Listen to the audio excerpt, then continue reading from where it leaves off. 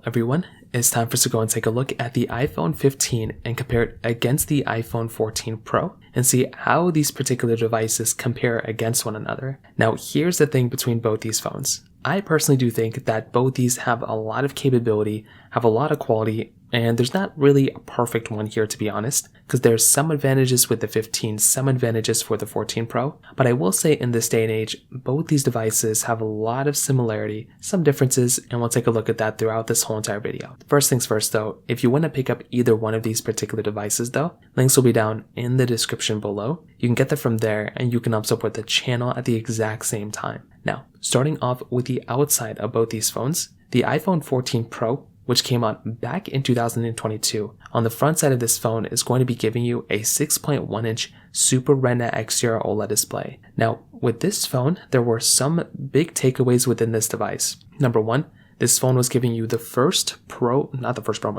always on display inside of a phone, which is really interesting. And it was also giving you this dynamic island display. It was also the first iPhone to go and give you that type of capability. So that right there was also like another one of those really interesting things kind of going on with this type of device. Because if you were to go through and pick up a phone from that particular perspective, that was honestly a really interesting thing going on with this type of device when it comes down to it. So for me personally, I would say from that side, that is kind of a really interesting thing here. Again, it wouldn't be like the biggest reason of all time to go and upgrade, your device just because of that. But it was just like another one of those really interesting things going on there in that particular situation as well. So that right there was like another really big thing that was kind of going on in that particular side too. With the iPhone 15, this phone is going to be giving you a 6.1 inch Super Retina XDR OLED display. This one is a little bit different because it's missing out on a few things that the iPhone 14 Pro had. It's still giving you the dynamic island, and I think it's giving you less bezel as well. But the problem here is that it's basically going to be giving you a little bit more of a limited type of experience. So number one,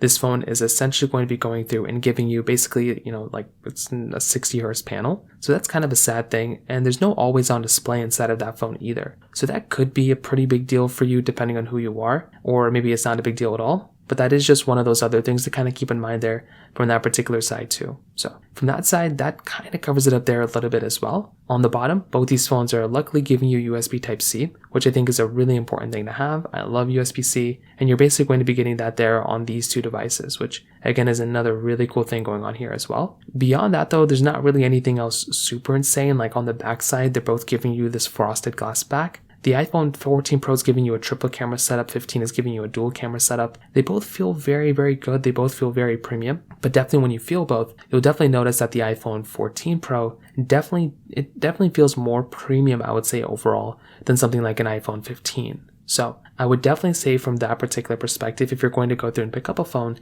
definitely something like an iPhone 15. It's a newer one, but the 14 Pro looks to me like that one is kind of the better one when it comes down to it in a majority of ways. So from that side, that kind of covers it up there too. Now, when it comes down to some other areas within these devices, number one, these two phones from the price tag standpoint, the 15 is still being sold brand new. So that phone right now costs about $699. The iPhone 14 Pro, you can actually probably buy in the used market for probably even cheaper than that. So that is kind of an interesting thing going on here too. The fact that something like an iPhone 14 Pro could end up being cheaper in the used market than something like an iPhone 15, I think is actually a pretty interesting thing. And I think that actually makes that the type of device kind of hold up a little bit better in some ways. Again, it's not the biggest deal in the world, but that could just be another one of those minor things you might end up experiencing there from that particular side too. So for me personally, I think that's a pretty big thing going on for that particular device. It's a pretty big advantage. When it comes down to their cameras,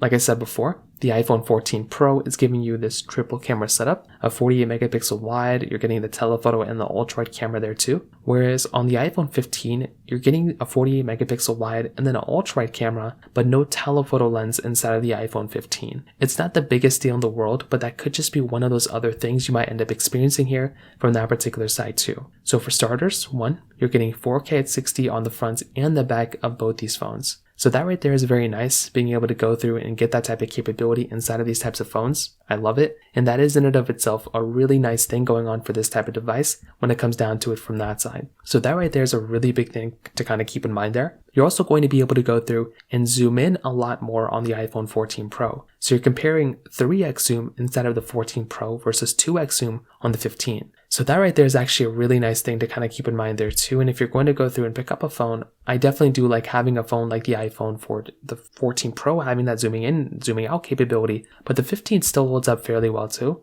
I'd probably say from a quality standpoint, they're both fairly similar, but from a feature standpoint, the 14 Pro might end up being the one that's going to be giving you more features overall than something like an iPhone 15. So kind of keep that in mind when it comes down to it from that side as well. Now, on top of that, when it comes down to some other areas of these two devices, with the iPhone 15, this device and the 14 Pro are still supported with software. So these two phones are still supported with software right now, and they're going to be supported with software for quite a bit of time. So this is in and of itself going to be another one of those pretty big things to keep in mind there, because both these devices are going to be giving you a pretty good experience, right? And that's something that I really do love. Having the capability of having that software experience just being supported, that is a really nice thing. And I would probably say from that side, that probably does end up giving a thumbs up for me from that particular perspective. When it comes down to their battery lives, the iPhone 14 Pro from Apple's website is stated to be giving you 23 hours of video playback, where the iPhone 15 is stated to be giving you 20 hours of video playback. So that right there could end up being another interesting thing going on here too, because both of these phones, theoretically speaking, they're giving you good sized batteries, but the 14 Pro is going to be giving you better capability when it comes down to that battery life standpoint. So I think that right there is another one of those big things to keep in mind there from that particular side too. And finally, when it comes down to the performance, the iPhone 14 Pro is going to be giving you the Apple A16 Bionic chip inside of it with 6 gigs of RAM, where the iPhone 15 is going to be giving you the Apple A16 Bionic chip inside of it with 6 gigs of RAM as well. So both these phones were giving you fairly similar type of experience, right? They both were pretty much exactly the same type of experience when it comes down to the phone side. And I thought that was another really cool thing going on here too. It was good for the 14 Pro. It was kind of weird for the 15. I would imagine that phone would have probably given you a better experience from the performance side. And I always felt like that was kind of weird. Like why that phone didn't give you a little bit better capability from the performance side. That was really weird, but again, what are you going to do?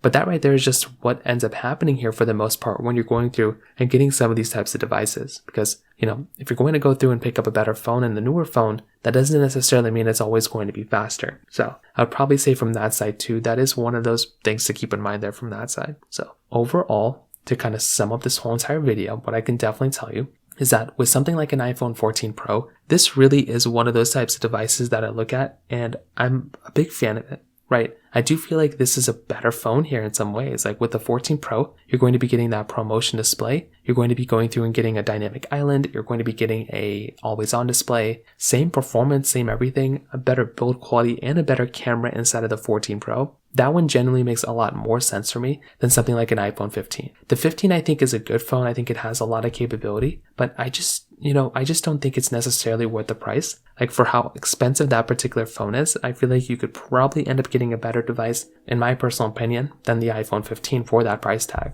Definitely not a bad phone, but I don't know if it's I don't think it's a really good phone for the value of price that you're going to pay for it. So from that side, that kind of covers it up there for the most part. If you have any other thoughts or questions, please let me know in the comment section below. Hit the like button, that'll mean so much, but definitely hit that subscribe button. More importantly than everything else, I love every single one of you guys. Hopefully I'll catch you guys in the next video. Peace out till then.